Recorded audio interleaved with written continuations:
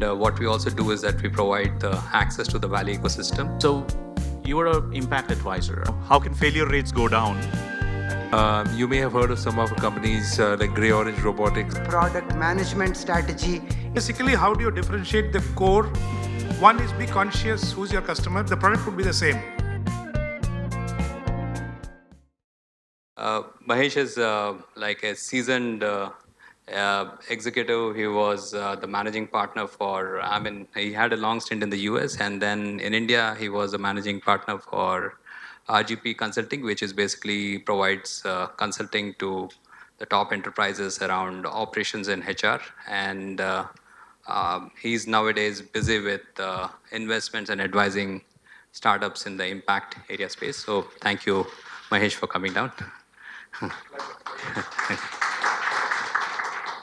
I'd like to invite the second speaker, Tarun. Tarun is co-founder of Covacsis, and interestingly, Jagdish is there. Hindalco is one of the customers, and and basically thought it would be pretty good to seek his views about, and it's kind of quite appropriate about how he has basically worked with enterprises. The third speaker we have is Ganesh. Ganesh is here. So Ganesh is based out of the Valley. And we're going to talk about, obviously, his company, but just a quick thing is he can actually assess anybody's personality. His solution can assess anybody's personality in less than a minute by allowing the person to click on a combination of color palettes. And it's pretty accurate, by the way. You can actually try it out. It's free. Dotin is the website, and you can just try it out as well. So, sorry? Dotin, D-O-T-I-N, .us, D-O-T-I-N.us. And then we have the moderator of this panel, Balarka. So Balarka is Director of Customer Success, part of the Firsthive team. So yeah, I'll give you the mic. Thank you for having me here. I had the customer success in Firsthive, and as Radesh pointed out, it's a customer data platform solution and one of the leaders in the world right now. And I'll start with you. So you are an impact advisor. I mean, you have invested, you have seen many enterprises grow up the ladder. And how do you think startups should approach enterprises, or what's your experience in that phase? And given that enterprises do not know them, what do you think is the best way for a startup to approach an enterprise, and what should be the don'ts that they should avoid? I think it would be very difficult for me to give a generic answer to that, because at the end of the day, it depends very much on the sector that the startup is in, the stage that the startup is in, the solution that the startup has to offer. Is the solution being offered to someone in IT, or is it being offered to someone in finance? Is it being offered within the banking sector, or is it into the fashion industry, right? So the propensity for risk, the process for decision making internally, the purchase cycles, and so on and so forth could be very, very different depending on the specific scenario. But having said that, I think there are 2 or 3 things that come to mind. First of all, and I say this partially tongue-in-cheek, but the dynamics between the B2B startup and any enterprise, especially a large enterprise, tends to be asymmetric. What do I mean by that? I think by and large, what the enterprise wants, the enterprise gets. What the startup might want is only based on what the enterprise wants, right? So it's an asymmetric relationship. So from that perspective, I think it's important for the startup to appeal, if you will, to the enterprise on a wavelength that is in conformance with what the enterprise is thinking, and so on and so forth. So one important thing, I think, is to really do a lot of good homework, to understand the enterprise organization, to understand who the key decision makers are, In India, that can be somewhat more challenging, perhaps, than in other parts of the world for various reasons, and we could talk about that at length. But I think the key is to understand. I call these people the ultimate decision makers in large enterprises. I call them benevolent bullies. Right? What do I mean by that? An enterprise is made up of many clients. It's not just one client. So I think it's important for the startup to understand that there is a filtration process and a purging process that needs to happen before they can find that benevolent bully. And once they find that benevolent bully, I think it becomes a matter of understanding who that person is and how the decisions are made and what that person's role is within the organization. That's one point. The other point is get ready for a very, very long sales cycle, especially in India. And I don't mean to keep picking on India, but I think that's just idiosyncratic of the India environment. Notwithstanding the current environment, which is extra difficult and extra challenging. Long cycle, I would say that the other aspect of it has to do with in terms of don'ts. I don't think it's a good idea to walk into a large enterprise feeling that you have the greatest thing since sliced bread. It may be, it could well be, but I think the fundamental psyche of that enterprise decision maker, having been one, so I'm equally guilty of this, I've been on both sides, right? The fundamental psyche is that I don't want to take any risks. I don't want to rock the boat. I don't want something that's going to come in here, especially if it's on a mission critical line. I'm not sure I want to jeopardize everything and take a bet on this B2B early stage solution. So how do you get around that? I think there are some ways of doing that. You can get in by offering something for free, offering something on a trial basis, maybe prototyping it for free, maybe doing it on a subscription basis for a few months, and saying, try it, zero risk, non-mission critical. The other way to approach it is to be consultative. And I have a little bit of a bias for that because I used to be a management consultant. So to be consultative, you go in there, you establish the relationships, you forge trust, and get through those pains to the point where the person is willing to entertain any sort of a solution that might be brought forward and presented. And I think that also makes it a little easier to get in there and to implement something that is essentially non-mission critical. The other thing I would suggest is to have some good use cases, if at all possible.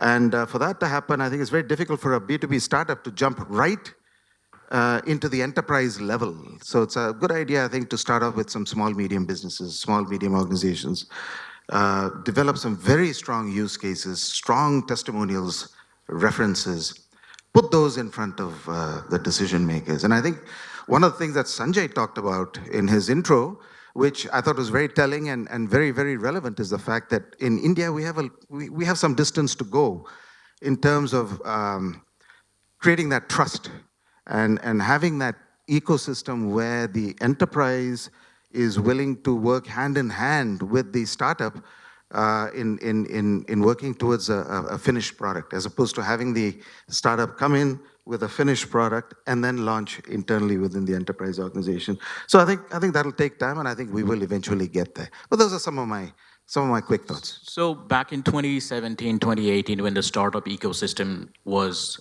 developing in India, and now in 2020, it's a huge difference.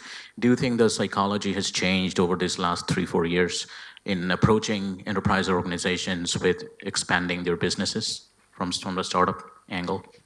From the startup angle, I don't think it's changed in the sense that, to the extent that the startup is always enthusiastic, the startup is always hungry, the startup always wants to do well, and the startup always believes they've got the best solution in the market, and that there's no competition for that solution, right? And I think that's good and that's essential for any startup to have. I think on the positive side, what has happened is that the dynamics have changed somewhat on the enterprise side. So I think there is a growing willingness to bring in startups and to partner with startups and encourage startups. Now, if you look at the enterprise environment, ecosystem, typically they themselves have internal innovation centers and startup centers and so on and so forth. I think a very relevant question is, especially for a startup, when approaching an enterprise, it's important to understand how supportive they are and how nurturing they are of their own internal innovation centers and startup centers.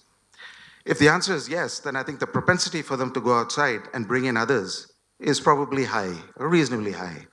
If they themselves are not encouraging their own internal risk taking and promoting innovation internally, then the likelihood that they're going to go outside and work with somebody else who comes in with a fancy B2B solution, I think the likelihood of that is relatively low. But overall, I would say that things have progressed in the right direction, though I would argue too slowly. Thank you. Thank you. Over to you. Yeah. So if you can just tell everyone about Covacsis, what it does. All right. So quick intro. So thanks, Akra, thanks Radesh, Sanjay, for inviting me here and share my perspective. About Covacsis, we simply help manufacturing organization become better, more efficient by way of using data, information, insight, and decision science. So the whole idea is that the factory is built of machines and automation, which we know. We are just going one level up. That how do you add intelligence to the factory, so that the machine itself is 80% as intelligent as a human. That's the end state which we are seeing. So if there can be an autonomous car in the world, so can be autonomous machine in the world, right? So the whole idea is that in order to do that, you need a lot of things to make one after another. So Covacsis has embarked the journey, and that's the journey we have embarked on, and we have covered 2-3 steps out of that journey. So today we have built off-the-shelf SaaS-based product which can be retrofitted to any existing factory in a matter of few weeks. And I'm talking in front of my customers, so I can't be lying and over-exaggerating. So a factory goes live in 2 to 3 weeks, and the complex factory like steel plant or aluminum plant or a large textile company or a cement company. So which are the few steps which we are doing? So that's what Covacsis is all about, right? So your intelligent plant framework, how did it fit into Hindalco, and how did your experience with the engagement with Hindalco go? So that's interesting. So before I begin, I will just like to extend the thought and the B2B startup situation. So on a very lighter note. So one fine day, my mother says, "Don't forget, I have put you inside my tummy for 9 months." Right? So I said, I can't, relate, more than that, because it's the 9th year for me, and there is a baby inside my tummy, and it's really not coming out. So I can totally relate your pain, and so that's a B2B entrepreneur is all about. Uh, yeah. That sums it up. Yeah, so that's B2B, particularly India, and particularly when you are an industry like manufacturing, which is what we are in, that's probably the most complex problem in mathematics you have taken for yourself. Having said that, so Hindalco happened is it was, again, so when we started, Hindalco probably happened 4 years ago, 3.5, 4 years ago. By that time, we already had few work, many customers around us. So it just happened to have, I met Jagdish through reference. And Jagdish was not in Hindalco, so he was in Aditya Birla Group then, of course. So we did, when I met him, he said, "Boss, I will give you a problem statement, can you solve it?" I said, "Okay." So like any, fresh, startup, you want to take any problem and say, yeah, of course, why not, right? And that point of time, he gave me a problem statement which required artificial intelligence, and that was year 2015. By then, we had not even started artificial intelligence, so we were still on the IPF side. But he said, "Can you solve the problem?" So we like overstepped, yes, we can do it, right? And we tried to do a project. It was a reasonably good success. From different metrics, it was a reasonably good success, but couldn't fly beyond a point. So one after another, we kept doing all this, right? Until he moved on to Hindalco as a chief digital, and then seeing and knowing that what we can do, right? He said, "Now I'm giving you what you are good in. So which is your product, which is Covacsis IPF. So can you go take a factory? Can you do it? And he asked very question that, if we are trusting Covacsis on one thing, do not spoil my reputation because you are nobody in front of Hindalco, right? Hindalco is an organization which is around 30 billion, around 25, 27 billion US dollar. Uh, if your project goes wrong, as a chief digital, my reputation goes down. So these are the few things which B2B serious entrepreneur will have to see. If they are choosing to go and engage with a large segment, large company, people who have built reputation over a year period, their one decision can spoil their ability or face in front of their colleagues. So it becomes our moral and social responsibility besides money that I will not let him fail, right? And that should be the passion to engage with. And which is why that makes the entire sales cycle longer, the whole gestation period longer, because as a B2B large segment player, you just not worrying about your own product and say that my product is the best product. You have to worry about customer success. You have to worry about his decision being right and proven right. You have to worry about whether my solution is making any difference into their P&L, right?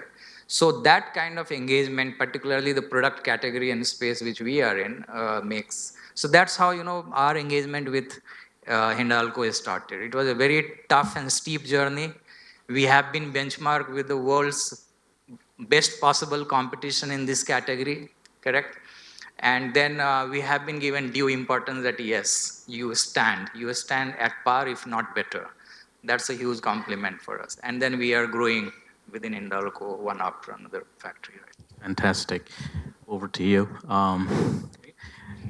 So your product is like super stuff, and like cognitive analysis. How do you figure that out? Like all machine learning and AI. Uh, Actually, I never dreamt of being in this place. My background is more into engineering. When we started this company back 6 years ago, it's a mix of data scientists, mathematicians, clinical psychologists, and neuroscientists in the team. We started more building an application that can understand how do you make a decision. And by understanding that, how do you basically bring a change to the outcome with respect to a business? Business can be if you are a person looking for a job, how do I find the right job that would match your personality along with your skills? If you're looking as a consumer into a product, how do I entice you to buy that product, right? How do I understand what's going on in your mind so that by understanding those parameters, we can impact your decision-making process quickly and in a positive way, and also help the enterprise in gaining that customer, which can be a talent or it can be a consumer. How's your journey been so far from the last 6 years? Where you started and where you're now? I got my hairstyle, but I can tell you that for sure. Yeah, jokes apart, I think it's been one of the best experience I could ask for. We started more on the B2B, B2C space, but we eventually pivoted to B2B. And what we have learned in this process, just to add to two of my colleagues here, is it's not easy to crack that space. And one of the key things that we have learned in this 6 years journey is, as you rightfully said, you have to make sure that you can entice the right champion within the company who sees this as something that would solve their pain point, but at the same time, winning that goes through relationship more than technology. We have built one of the best technology, hands down. Nobody can compete on that, I can tell you that. But we still find difficulty to encourage the B2B because what we have seen is businesses tend to always depend on relationship and the trust factor before they go and get new technology, right? Very hard learning for me, especially. But as a part of that learning, we have basically made some changes, made sure that we have the right people with the right relationship who can get us to the right customers to reduce the sales cycle. But end of the day, there is a cycle that you have to bake in as you're selling, but it's more predictable as compared to B2C. That is something that enticed us to take this approach. Yeah. Sure. Thank you so much. So then open the floor for questions. Does anyone has any questions? So I'll just give you a small brief what you're doing. So we are coming up with a voice-based assistant for doctors. So something like Alexa for doctors, except that the AIs are in-house. Now, while selling it to B2B, or B2B hospitals, right? So while selling it to B2B, one big problem that I see in India, at least, is that hospitals are not in cloud even today. Most hospitals in India are not in cloud. So once I say that we're in cloud, they're like, yaar, data to bahar chale ja raha hai. How do you kind of get them to understand? Because you all have surely been through that phase, especially in the previous decade where cloud were picking up in the Silicon Valley and in the West. So how do you explain them that after all, it's your data, you can access it wherever it is, and cloud is no additional disadvantage. I mean, whatever problem that you have in here is the same problem that you have there. Whatever advantage you have here is the same problem. On premise, you have the same problem and same advantage that it's there in cloud. How do you kind of take this up and explain it to hospitals who feel that on-premise data RANA is like compulsory for them, although you're HIPAA compliant? So I can share my experience. So we've been through some of these companies which are more finance related. They are paranoid in terms of their data going out of their premise, right? The key thing to call out here is it's a B2B service. You have to let them know, even though it's a virtual machine, they would own the machine. There are certain parameters that can be extended as a part of anonymizing the data, which is also a concern for them. And in terms of the only factor, if you're telling them that, hey, this is still a virtual machine, think about a rack which is virtually stacked for you. The key thing that you have to address is the latency. So if you can address that in the right way, I think most of the time we have seen overcome the aspect of the insecurity moving into a virtual space. But knowing that you're taking GCP or Azure or AWS, where every big company has built their business, it becomes a lot easier nowadays. Yeah. The only thing I would add to that is this is not so much a comment on the technology and the movement to cloud, but it has to do with data privacy. So it's vitally important that whoever it is that you're talking to, if and when they transfer the highly personalized information to the cloud, that the data privacy is airtight, hermetically sealed, because otherwise later on it'll come back to bite. So two comments on this quickly. I will share anecdote that either you be a father who is convincing your teen son or daughter that what, study hard, do well, and then you will enjoy the whole life. Or you be that 16-year-old son and who say, Papa, don't worry. I will crack the exam and I'm going to party. And he goes to the party in 5 minutes. So he convinces you in 5 minutes. You can't convince him in 5 years. So choose which one you want to be. That's exactly is the convincing B2B enterprise guys to go on the cloud. But at the same time, let me play devil's advocate. Why should somebody go on the cloud? Just because you have built a happening solution for the cloud, why should I choose to go on the cloud? So the answer lies in strictly, what is it economically in terms of dollar which you are offering that me as an enterprise should choose to go on the cloud with your application? It just cannot be that that's the demand of your business model. That's your problem, not mine.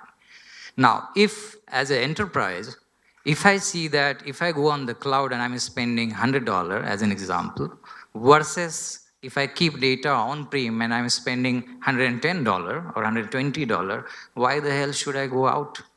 For saving $20, why should I go on compromising my data? It could be perception, it could be wrong, it could be whatever you can call it. But the point is, for saving 20%, I'm not going on the cloud. But yes, if you're offering that thing $100 versus $20, you can compel them. We have done it. So the point is that there has to be a clear financial gain which is unparalleled. You make it so compelling that they say, whoa, it's 100 versus 20, how do you compare? And then the concerns about data security and data protection starts weakening, and they sit across you. Okay, how do you take care of my data? How do you protect it? What is the life cycle of the data, right? But if they see 100 and 120, they are not going to sit across you to discuss anything, right? So that's how it happens in real life.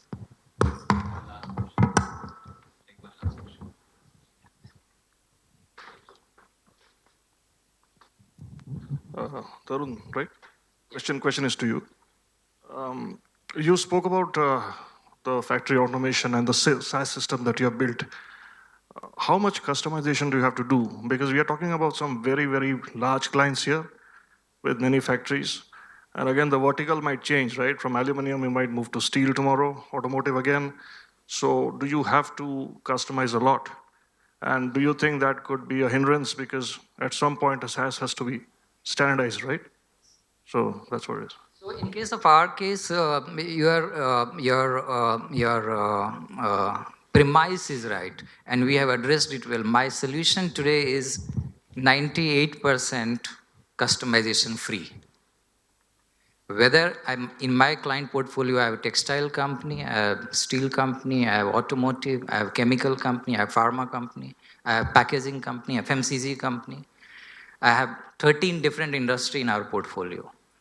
The customization effort as far as the solution, our product goes, off-the-shelf product goes, is almost zero. The only customization effort comes in integrating it with the third-party system. Let's say if I have to integrate my system with SAP or Oracle, that's the only customization bit, but that's not the product. So what you are saying is right. The SaaS model has to be, whether it's a Hindalco or whether it's a Tata or whether it's a Wellspun or whether it's SL Propack in Virginia, my customer, it really doesn't matter. It's the same build, same release across the board. And I have a same customer support desk who is catering to all my customers. So there is single build, right? That's the degree of, so this is zero customization. And which is what the product engineering it has gone. So last 10 years, 4 years ago, all my hairs were black. Sanjay is here, he can vouch for it, right? So that's what it takes to make that happen. Thank you. Thank you, gentlemen. Round of applause for this part of the panel. Thank you. Thank you. Thank you. Thank you, Mahesh. Mahesh.